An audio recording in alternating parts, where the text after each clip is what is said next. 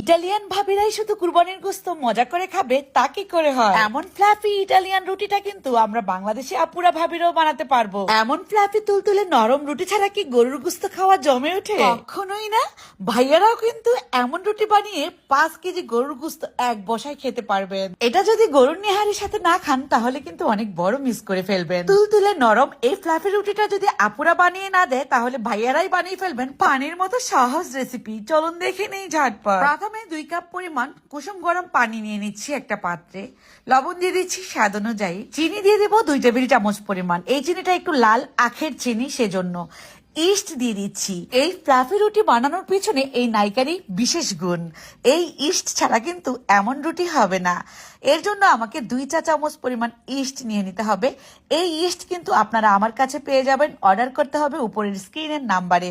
তাহলেই কিন্তু আপনারা অল্প দামে এই ইস্ট আমার কাছ থেকে নিতে পারবেন। কুসুম গরম পানিতেই কিন্তু এই ডোটা তৈরি করতে হবে। তারপর দিয়ে দিচ্ছি 2 বাটি ময়দা। এখানে 2 বাটি আছে 2 কাপের সমান আর কি, বড় সাইজের 4 কাপ দিয়ে। তারপর এই চামচের সাহায্যে একটু নাড়িয়ে দিচ্ছি।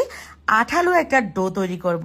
তবে এই ডোটা তৈরি করার প্রসেসটা হচ্ছে আপনার মথামথি করার কোনো দরকার নেই। জাস্ট হাতে একটু এলোমেলো করে দিবেন। আমি যেভাবে করে দিচ্ছি। দিয়ে দিলাম 2 টেবিল চামচ পরিমাণ রান্নার তেল। তারপর হাতে জাস্ট এভাবে করে শুধু এলোমেলো করে দিচ্ছি। আপনারা খেয়াল করুন, আমার থেকেও ভালো পারবেন। এখন ঢাকনা দিয়ে ঢেকে রাখবো 15 মিনিটের মতো। ঠিক 15 মিনিট পর দেখুন ফুলে ফেপে একদম ডাবল হয়ে গিয়েছে। আবারও একটু এলোমেলো করে এবার আমি নিয়ে নিচ্ছি কুরবানির গরুর গোস্ত দিয়ে এই ফ্লাফি রুটিগুলো বানানোর জন্য। এই তো খেয়াল করুন, একটু শুকনা ময়দা দিয়ে তারপর এভাবে করে সমান করে এ থেকে লেচিগুলো বের করে নিচ্ছি। জাস্ট এভাবে করে চাপ দিবেন ঘুরিয়ে ঘুরিয়ে, সুন্দর লেচিগুলো সমানভাবে বের হতে থাকবে। আপনার হাতের মাপে কিন্তু লেচিগুলো নেবেন, তাহলে সবগুলো রুটি এক সমান হবে। তারপর এভাবে একটু সুন্দর করে ঘুরিয়ে দিলেই কিন্তু আমাদের এই রুটির শেপটা হয়ে যাবে। এই তো হয়ে গেল একটা রুটির শেপ। এখন আমি একটা স্টিলের প্লেটের মধ্যে একটু শুকনা ময়দা দিয়ে সুন্দরভাবে সাজিয়ে দিচ্ছি সবগুলো লেচি।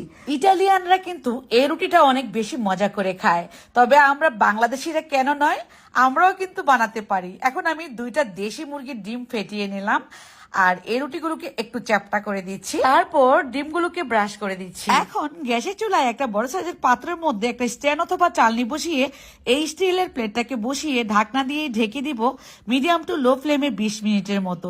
20 মিনিট পর ফুলে ফেপে আমাদের ইটালিয়ান ফ্লাফি রুটি একদমই পারফেক্ট ভাবে তৈরি হয়ে গেল। খেয়াল করুন কতটা ফ্লাফি হয়েছে, একদমই তুলতুলে নরম।